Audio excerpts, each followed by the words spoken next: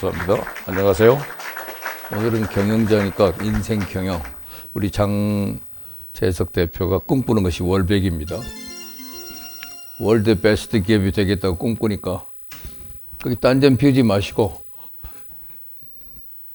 오늘 인생 경영, 그 인생 경영, 지혜 경영에 대해서 말씀 나누려고 합니다.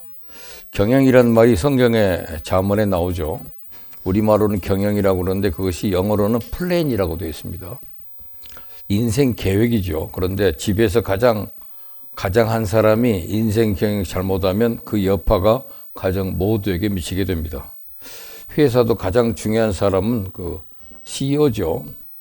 경영 그 집단을 살리기도 하고 망하기도 합니다. 한 나라도 그렇습니다. 대통령이 되면 국가 경영을 정말 잘해야 됩니다.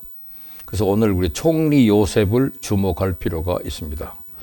우리 요셉 얘기 나오면 총리 됐다. 그걸 끝인 게 아니고 총리 후의 경영입니다. 중요한 일이죠. 그래서 오늘 그 총리가 돼서 에집트와 주변 나라 전체를 살려냅니다. 팔레스타인 출신 사람이 에집트의 총리가 돼가지고 그 나라를 어떻게 경영했느냐. 대단한 일입니다. 그 이집트 왕국 14년간을 그 책임 맡아 경영을 했는데 요셉은 그 지혜를 완벽하게 인정받습니다. 그래 하나님의 지혜가 가득했다고 그래요. 요셉이 왕 앞에 섰을 때 왕의 꿈을 단번에 풀어 해석합니다. 그래서 우리가 지혜의 경영이라고 그래요. 그러니까 오늘 그 41장 앞에 29절부터 31절 보면 요셉이 왕한테 이집트 국가 경영 전략 3가지를 말합니다. 여러분 알다시피 그 요셉은 30세 총리가 돼서요. 요새 우리가 나이가 좀 어린 사람이 뭘 하냐 그렇게 함부로 말하지 마세요. 젊은 사람이 일을 잘하는 겁니다. 젊은 사람을 존경해야 돼요. 30세 국가 경영에 참여한 사람입니다. 우리 이제 나이가 뭐 73년생밖에 안 된 게 뭘 알아 그렇게 함부로 말하는데 그게 말 조심하십시오. 30세 국가 경영을 하고요. 요새 역대기를 가르쳐 보니까 전부 임금이 8살이 된 사람이 있고 7살이 된 사람이 있더라고요. 그들도 정치를 잘해요. 우리가 인생을 살아가면서 오늘 그 29, 31절 보면 이집트 국가 경영 전략 3가지를 말하는데 첫째는 이집트에는 앞으로 7년 대풍년이 오고 그 다음 7년엔 대흉년이 온다. 둘째는 7년 대흉년은 7년 대풍년보다 더 극심할 것이다. 셋째, 그러니 반드시 이 대흉년을 반드시 대비해야 된다. 진단, 예측, 대안 다 말했어요. 이집트에서 이 요셉의 지혜를 아무도 따라올 수가 없습니다. 따라서 따라오려면 따라와봐. 이런 식의 타의 추종 불호입니다. 이집트 바로 왕궁의 어떤 술객이나 어떤 지혜자도 고개를 끄덕일 정도입니다. 왜 그래요? 그들은 몰랐으니까. 요셉은 다 알았으니까. 요셉은 어떻게 알았을까요? 하나님의 시대를 해석하는 지혜를 주셨기 때문입니다. 이것이 하나님의 지혜, 신령한 지혜이기 때문입니다. 여러분 오늘 본문 오늘 53절부터 57절은 요셉이 대흉년을 어떻게 준비했는가를 보여줍니다. 요셉이 풍년과 흉년, 14년 매니지먼트, 그 국가 경영이 너무 탁월했어요. 그런데 사실 복잡한 경영은 아닙니다. 아주 심플해요. 지혜는 뭡니까? 복잡해 보이는 삶의 문제를 단순한 원리로 정리하는 겁니다. 우리가 상담 수채들 많이 하지다만 둘이 앉아서 상담할 때 되게 무슨 현상이 일어납니까? 상담하기 전에는 되게 머리가 깨질 정도로 복잡해요. 근데 한 2-3시간 얘기하고 나면 뭔가 문제가 단순해집니다. 아, 그걸 하면 되는구나. 이걸 주의하면 되는구나. 왜 단순해집니까? 하나님의 지혜가 그 속에 부어지게 되면 공급이 되는 거예요. 그래서 우리가 어떤 사역을 할 때 항상 하나님 지혜를 공급해 주십시오 그래야 돼요. 지혜가 오면요 간단해요. 단순해집니다. 정리가 되기 때문에. 목사가 뭘 하는 사람입니까? 그 사람의 인생에 복잡하게 꼬인 문제를 하나님의 일하심의 원칙에 근거해서 풀어주는 것이 목사의 일입니다. 만약에 바로 왕이 복잡한 꿈을 꾼 다음에 요셉을 만나지 못했다면 어떻게 됐을까요? 요셉을 만나 얘기를 들은 다음에 요셉의 말을 무시했다면 또 어떻게 됐을까요? 이집트는 국가적인 재앙과 대참사를 면치 못했을 겁니다. 우리 인생도 마찬가지입니다. 각자 자기 인생의 지혜 경영이 필요합니다. 오늘 하나님이 요셉에게 알려주신 지혜 경영 두 가지를 여러분에게 알려드리려고 합니다. 한 나라를 살려내거나 한 가정을 살려내거나 하나님의 지혜 경영의 원리는 똑같습니다. 그것은 두 가지예요. 하나는 저장의 원리, 둘째는 나눔의 원리입니다. 첫째, 저장의 원리. 풍년의 때에 반드시 그 풍요를 저장하라는 것입니다. 사업이 잘 돼요. 이익이 많이 창출됐어요. 이건 저장해야 될 때예요. 저장의 원리예요. 없을 때를 대비하라 이겁니다. 때문에 P30일 경영으로 우리에게 하영록 목사님이 와서 강의했던 적이 있었죠. 그분도 우리에게 항상 대비하라, 준비하라 그걸 가르치잖아요. 풍요를 저장하라 그 말이죠. 물질적인 것도 그렇고 영적인 것도 그렇고 시간도 그렇고 에너지도 그렇고 체력이나 근력이나 공동체나 가정이나 모든 게 다 그렇습니다. 남편과 아내 사이에 행여 이 사람이 없었으면 좋겠다 생각되는 사람이 있을 수 있겠지만 그렇지 않아요. 그런 사람은 한 번 없어봐야 그 속을 압니다. 그래서 무슨 얘기가 있어요? 있을 때 잘해. 엄마 얘기해 봅시다. 엄마 있는 사람들은 엄마 때문에 스트레스 받을 때도 있어요. 그러나 엄마 없으면 진짜 서럽습니다. 어떻게 알아요? 없어 봤기 때문에 알죠. 같이 아기를 키워도 친정 엄마가 있는 사람과 없는 사람은 큰 차이가 있어요. 몸의 에너지도 마찬가지입니다. 있을 때 저장하라. 지혜 경영의 첫째 원리는 저장의 원리입니다. 풍요의 날에는 반드시 그걸 저장하라. 요셉이 총리가 돼서 가장 먼저 한 일이 뭡니까? 오늘 46절에 보니까요. 요셉이 애굽왕 바로 앞에 설 때가 30세라 그가 바로 앞을 떠나 애굽 온 땅을 순찰했다고 되어 있어요. 바로 앞에서 물러나와서 그것은 총리로 일을 시작할 때란 뜻인데 그는 맨 먼저 이집트 온 땅을 두루 다니면서 살핀 일입니다. 45절에도 그 말이 나와 있어요. 맨 끝에 요셉이 나가 애굽 온 땅을 순찰하니라 그랬습니다. 그렇죠? 뭘 살폈을까요? 아직 풍년이 오기 전입니다. 근데 총리 요셉이 순찰하면서 온 땅을 살핀 것은 풍년이 오면 어디에다가 풍요를 저장할 것인가. 각 성을 다니면서 각 성마다 곡식 저장 창고를 살핀 겁니다. 그래서 뭘 합니까? 창고를 새로 짓고 부서진 창고를 수리합니다. 이제 풍년이 오면 연이어서 계속 7년간 풍년이 올 텐데 지금 창고로는 다 저장할 수 없기 때문이죠. 그래서 47절 봅니다. 7해 풍년에 토지 소출이 심히 많은지라 그랬어요. 그러니까 7년 내내 풍년이 연이어 왔습니다. 생산량은 대단히 많았습니다. 48절 요셉이 애굽 땅에 있는 그 7년 곡물을 거두어 각 성에 저장하되 각 성읍 주위의 밭의 곡물을 그 성읍 중에 쌓아두매 그렇게 되어 있어요. 이 엄청난 곡식이 생산됐을 때 지혜로운 사람은 뭘 하느냐? 확실히 저장합니다. 이것이 지혜 경영의 원리입니다.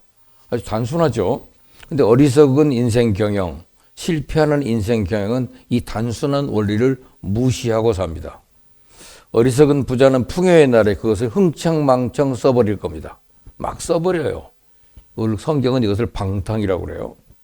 요셉은 절대로 흥청망청 써버리지 않았어요. 왜 그렇습니까? 이 풍성함이 어디서 왔는지를 알기 때문에 그래요. 하나님께서 허락하신 풍요입니다. 하나님이 어떤 풍요를 주실 때 그것을 일단 귀하게 여기는 것이 지혜입니다. 하나님이 우리에게 물질을 부어주실 때가 있어요. 그것은 일종의 하나님의 테스트일 때가 많아요. 그래서 이걸 풍족하네 하고 다 써버리는 사람들이 있어요. 그러면 불합격입니다. 솔로몬을 기억하세요. 그는 지혜 경영에 실패했습니다. 너무나 풍요로운 삶에 태어났어요. 아버지 다윗의 죽음만큼의 고난 이후 주어진 풍요였는데 태어나 보니 너무 풍요로워요. 그냥 막 썼어요. 그리고 솔로몬의 말년은 극심한 영적 기근으로 찌그러듭니다. 영적인 원리를 기억하십시오. 은혜가 내려오는 시간, 말씀이 내 귀에 부어지는 시간이 있습니다. 목사가 땀 흘려 정성껏 밥을 지어 먹인 경우 그 양식을 잘 저장하는 성도가 있고 그 밥상을 차버리는 성도도 있습니다. 이상하게도 심령의 부흥의 시간이 있는가 하면 뭔가 알 수 없이 슬럼프와 침체도 있습니다. 항상 좋지는 않아요. 말씀이 열리고 깨달아지고 풍요롭게 쏟아질 때가 있습니다. 그 시간을 귀하게 여기는 것이 지혜입니다. 은혜가 부어지는 때가 있습니다. 그걸 자기 심령의 창고에 저장해야 됩니다. 은혜가 쏟아지면 마음이 따뜻해집니다. 내가 은혜를 받고 있는가를 알려면 일단 내 마음이 따뜻해졌는가 추운가, 내가 뭘 하고자 하는 의욕이 있는가 무기력한가, 내가 섬기고 싶은가 귀찮은가를 보면 됩니다. 그럴 때는 오늘 아침에 부른 찬송을 부르십시오. 섬기는 마음을 가질 때 이 찬송이 최고 적절한 찬송입니다. 은혜가 부어지는 풍년이 오면 세상이 달라 보여요. 미운 사람도 없어요. 싫은 사람도 없어요. 내게 좀 무리하게 하는 사람도 은혜가 풍성할 땐 그냥 용서가 됩니다. 이것이 믿음의 영적 풍년입니다. 저는 믿음에도 풍년과 믿음이 있다고 믿어요. 믿음의 풍년이 뭡니까? 내 영혼에 은혜가 임할 때입니다. 날이면 날마다 오는 게 아닙니다. 어떤 수련회나 어떤 부흥 집회 때 우리가 하나님의 은혜에 푹 젖어드는 시간이 있습니다. 여러분도 마찬가지죠. 수련회나 부흥회를 통해서 은혜가 봄비처럼 임하고 어떤 영적 지도 밑에 훈련 받을 때 그 믿음이 다양하고 풍요롭고 튼튼하게 자라나는 시기가 있습니다. 그런데 믿음의 풍년이 왔을 때도 요셉의 저장 원리는 아주 똑같습니다. 내가 받은 은혜를 기록해 놓고 은혜를 간증해 가는 것이 저장하는 겁니다. 내 믿음의 지표가 올라가고 있을 때, 찬양할 때 눈물이 터지고 기도할 때 기쁨이 있고 한 영혼을 바라볼 때 긍휼의 마음이 뭉클한 그런 시간이 올 때 이것을 할 수 있는 대로 저장하시기 바랍니다. 여러분, 말씀을 내 영혼에 저장해야 돼요. 그리고 말씀을 암송하고 찬송도 웬만하면 암송하십시오. 여러분의 자녀에게도 하나님의 말씀이 저장되고 있습니까? 기도를 쌓아야 됩니다. 기도를 저장해야 됩니다. 여러분, 기도도 마일리지라고 그랬잖아요. 많이 축적이 되어 있으면 언제나 표도 끊을 수 있고 도움이 돼요. 기도의 마일리지입니다. 자녀의 인생을 위해서 기도를 지금 저장하고 계십니까? 자식을 위한 기도도 저장의 마일리지가 있어요. 쌓여 있어야 됩니다. 여러분, 기도하는 부모 밑에서 망하는 자녀가 나오지 않기 때문에 그렇습니다. 오늘 생각해 보세요. 내가 인생 경영에서 풍족했을 때 막 써버린 것이 무엇인가? 내가 요셉과 반대로 살았던 것은 뭐였는가? 풍년 때 저장하지 않고 막 써버린 것은 뭐냐? 그게 젊음, 에너지, 건강, 신앙생활, 신뢰관계, 물질, 솔로몬처럼 살아버린 것이 없는가를 살펴봐야 됩니다. 오늘부터 요셉처럼 지혜 경영을 하셔야 됩니다. 뭔가 있다고 여겨지면 귀중하게 저장을 해야 된다. 그래야 풍년을 대비할 수 있다. 두 번째는 아까 뭐라고 그랬죠? 나눔의 원리라고 그랬죠. 나눔. 풍년에 저장한 사람만 흉년에 모두를 살립니다. 나눔의 원리. 그래서 월급에서도 조금씩 덜 준다고 그러잖아요. 하영록 그 사장이죠. CEO가 나중에 목사님이 됐더라고요. 그분이 한 목사님이지. 하나님하고 종치니까 뭐 빨리 되겠지만은 어쨌든 TP 30일 그 전 책 보면서 감동을 많이 받았습니다. 이번에 다시 한번 리바인드에서 들어봤는데 또 한 번 은혜가 되더만요. 그분은 그 수술 받았던 분이잖아요. 심상수술. 항상 언제 갈지 모르는 사람이잖아요.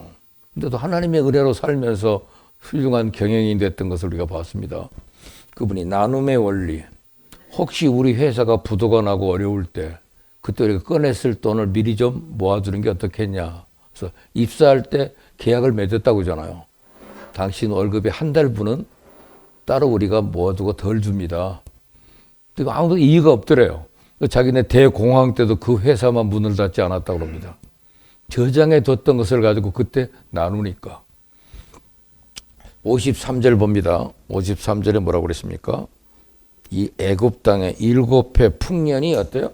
그치고 7년 동안 연거푸 풍년이 올 때는 계속 풍년만 올 것 같아요. 그러나 뭡니까? 풍년은 지나갔다 이 말이에요. The end. 풍년이 곧 끝납니다. 여러분, 젊음도 곧 끝납니다. 건강도 곧 끝납니다. 다 지나간다고 그랬어요. 54절 보세요. 애굽의 말과 같이 요셉의 말과 같이 7배 흉년이 들기 시작하며 각국에는 기근이 있으나 애굽 온 땅에는 먹을 것이 있다 그랬죠. 요셉이 말한 대로 7년 대흉년이 시작됩니다. 그때 온 세상, 온 근동지방 전체가 극심한 흉년에 들어갑니다. 여러분, 하나님이 우리 인생에 비를 내리지 않으시면 우리 인생은 즉시 기근이 듭니다. 먹을 것이 딱 떨어지고요. 떨어질 때는 항상 같이 떨어집니다. 돈 떨어질 때 연탄, 참기름, 세수비누, 빨래비누, 치약 이런 것이 같이 떨어져요. 온 세상에 기근이 옵니다. 그래요. 그런데 이집트 온 땅에는 아직도 먹을 거리가 있었다. 왜 그랬을까요? 저장했기 때문에. 요셉이 지혜 경영을 했기 때문입니다. 요셉이 그 나라의 책임자로 있었기 때문입니다. 지혜가 없는 사람은 리더가 되면 안 됩니다. 리더가 되기 원하는 사람 하나님의 지혜를 많이 구하셔야 됩니다. 지혜가 없고 어리석은 사람이 리더가 되면 온 공동체가 몸살을 앓게 돼요. 김일성, 김정일, 김정은 이들 3부자가 세습정치, 독재정치라니까 60년 동안 북한 주민들은 기아와 고통 속에 허덕이게 됩니다. 리더십과 지혜를 같이 구해야 돼요. 55절 보세요. 애굽 온 땅이 굶주림에 그러네요. 백성이 바로에게 부르짖어 양식을 구하는지라. 바로가 애굽 모든 백성이 이르되 요셉에게 가서 그가 너희에게 이르는 대로 하라 하니라 그랬죠. 바로 왕이 지금 뭐라고 그래? 먹을 것 달라고 호소하니까 나한테 오지 말고 총리 요셉에게 가라 그랬어요. 왜요? 풍요를 저장해 놓은 사람이 요셉이잖아요. 저장을 안 한 사람은 나눠줄 것이 없습니다. 따라서 한번 복창해 봅시다. 저장을 안 한 사람은 나눠줄 것이 없다. 간단해요. 은혜를 저장해야 은혜를 나눠주고 겸손을 저장해야 감동을 나눠줍니다. 저희 큰형님이 어디 가서 무슨 설교를 듣고 은혜를 받았다고 한 밤에 11시쯤 전화 왔더라고요. 제가 오늘 어디 모임에 갔었는데 그 목사님이 이러이러한 주제로 말씀을 했는데 너무 내게 은혜가 되더라. 너도 같이 은혜 받자 그러더라고요. 그래서 내가 아멘 하고 받았어요. 자기도 받은 은혜를 꼭 가져오면 전달해 주고 우리 어머니도 어디 가서 박윤선 목사님 설교를 듣는데 이렇게 감동이 된다. 목사니까 너도 이 말씀 꼭 기억해라. 꼭 나눠주시더라고. 저장해 놓은 말씀을 나눠주는 거 굉장히 큰 도움이 되잖아요. 저희 형님이 옛날에 그 영동 CBMC를 다니는데 영동 CBMC 가서 오늘 말씀을 들었는데 오늘 참 너무 좋아서 나한테도 그 말씀을 전해주는 거예요. 그래서 내가 목사한테 그 말씀 들었다고 전달해주는 일이 조금 거시기 했지만 그래도 그분이 받은 은혜를 나한테 나눠주는 것은 큰 은혜고 도움이거든요. 그래서 말씀들을 들어주다가 또 CBMC에 대해서 제가 호감이 생겼어요. 거기는 말씀을 잘하는 사람들이 많아가지고 전달해 주는구나. 그래서 나도 언젠가 CBMC 가서 말씀을 했으면 좋겠다. 그랬더니 이게 24년째 하고 있잖아요. 그때 받은 은혜를 좋은 이미지를 갖고 있었어요. 말씀 저장한 은혜 나눠주고 겸손도 저장해야 감동을 나눠줍니다. 젊은 때는 실력을 저장해 놔야 되지만은 중년이 되어 저장해 놓은 실력이 나중에 중년이 돼 사람을 이끌어낼 수가 있습니다. 바로 왕은 총리 요셉에게 가라. 그에게 나눠줄 것이 있으니 그가 시킨 대로 해라. 이렇게 바로의 명령입니다. 56절 봅시다. 온 지면에 기근이 있음에 요셉이 모든 창고를 열고 애굽 백성에게 8세예요. 그냥 안 줘요. 거저 주는 건 복이 아닙니다. 요즘 우리나라가 너무 거저 주는 복지를 많이 해요. 그러면 그 나라 망합니다. 적당한 무슨 일을 시키고 노동을 하면서 그거 나눠줘야지 그냥 주는 일은 없습니다. 그래서 최근에 보니까 공공근로들을 시키고 뭐 다양한 방법으로 일을 시켜서 둘을 나눠주더라고요. 어렵지만 그냥 놀고 먹는 거 거저 주는 것은 올바른 도움이 아니에요. 그래서 온 사람을 팔았다고 돼 있잖아요. 전 이집트 왕국의 모든 창고를 열라. 요셉의 명령이 아주 카리스마가 있습니다. 여러분 실력이 없으면 절대 카리스마가 안 나와요. 젊을 때 남아도는 시간을 저장해 놓지 않으면 나이가 먹는다고 카리스마가 나오지 않습니다. 요셉의 말에 힘이 있습니다. 무기가 있습니다. 권위가 있습니다. 엄청난 곳간을 열고 닫는 권세가 요셉에게 있어요. 여러분도 이런 사람이 되고 싶지 않습니까? 요셉의 명을 내리니까 그 엄청난 곡식 저장 창구문이 활짝 열립니다. 요셉은 이집트의 모든 백성을 살립니다. 요셉의 지혜 경영을 배우는 것은 선택사항이 아니고 그것은 가장이 안 배우면 처자식이 오갈 데가 없게 만들어요. 그저 목자가 안 배우면 목원들이 어디로 가는지 우왕좌왕합니다. 57절 봅시다. 이제 하나님이 일하실 것은 뭐냐? 기근이 그때 온 세상을 덮쳤고 이집트만이 아니라 다른 주변 나라 사람도 기근에 허덕이다가 이집트에 먹을 것이 있다는 소문을 들었습니다. 모두 이집트로 몰려들었습니다. 그래서 57절이니까 각국 백성도 양식을 사려고 애굽으로 들어와 요셉에게 이르렀으니 기근이 온 세상에 넘쳤다 그랬잖아요. 우리는 이 일이 어떻게 연결되는지를 알고 있습니다. 가나안 땅에 있는 요셉의 형들, 아버지의 가족들도 역시 흉년으로 먹을 양식이 떨어져 굶어 죽을 위기에 처하고 요셉의 형들이 이집트 총리를 만나러 오는 일, 바로 그 일을 위해서 요셉을 총리로 세우신 하나님의 일하심을 우리는 압니다. 여러분에게 지금 진리의 말씀이 선포되고 있습니까? 그럼 영적인 풍년입니다. 여러분에게 따뜻한 공동체가 있습니까? 그럼 공동체의 풍년입니다. 여러분의 건강이 있습니까? 그럼 건강의 풍년입니다. 여러분이 누구를 돕고자 하는 마음이 있습니까? 정서적인 풍년입니다. 그렇잖아요? 지금이 풍년인가? 그렇다면 이 시간 저장이 필요합니다. 지금 성경 말씀을 읽을 수 있습니까? 말씀을 늘 저장하시기 바랍니다. 오늘 성경 원리, 하나님이 가르치는 메시지는 이겁니다. 인생에는 형통할 때가 있고 공고할 때가 교차로 일어난다는 것입니다. 형통할 때, 풍성할 때 내게 하나님이 부어주신 것이 무언가를 헤아리고 창고를 만드세요. 하나님이 주신 것들을 귀중하게 저장하셔야 됩니다.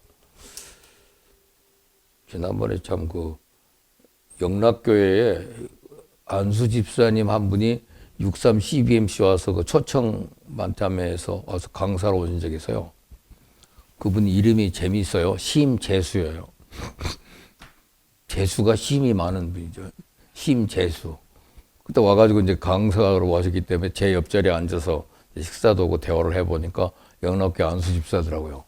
목사님 앞에서 제가 문자 써서 죄송합니다 그러더라고요. 간증하러 왔는데요, 뭐.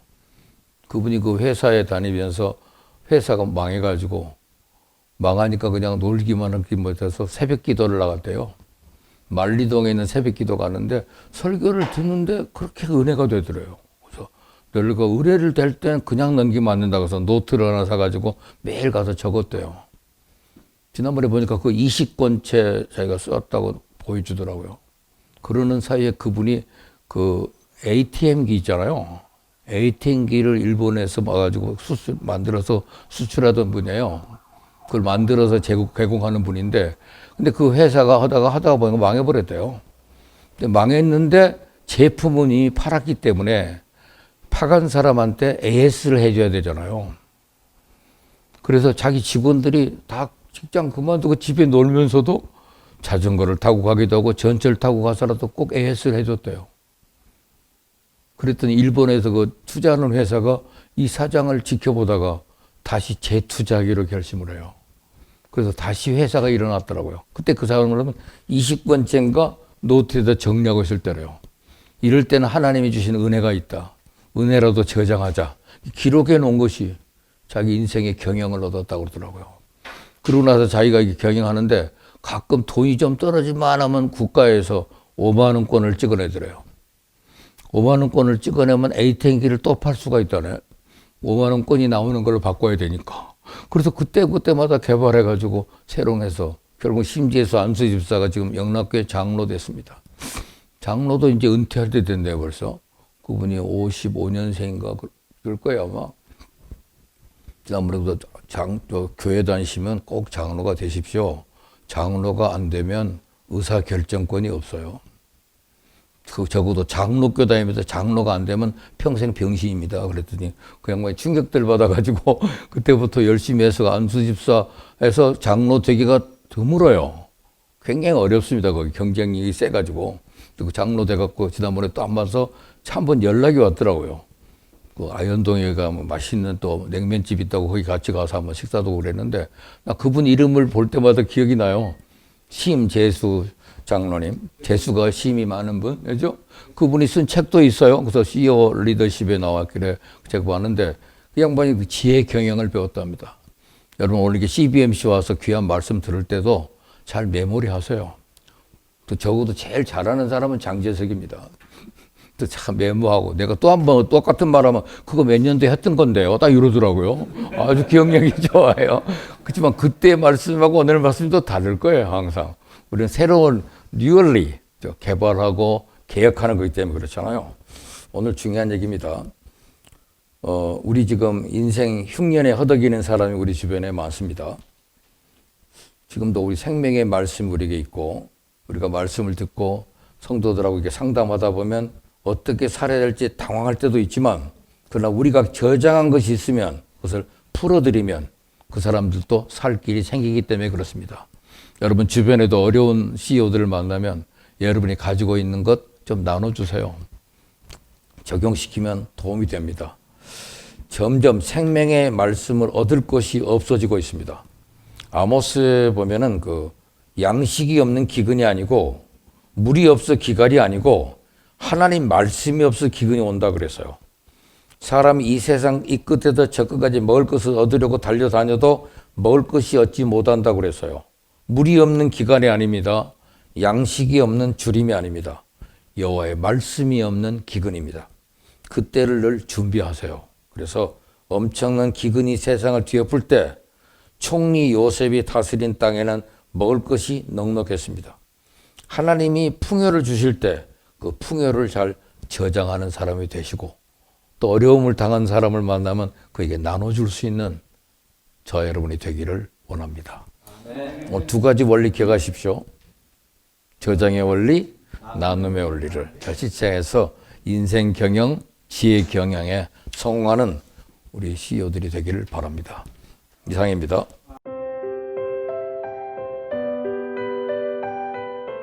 매출이 저희가 1년에 재작 22년도에 저희가 24억을 했고 그 다음에 23년도에는 뭐 20억 정도 이렇게 왔다 갔다 하는데 작년 매출이 저희가 총 6억이 안 됐어요.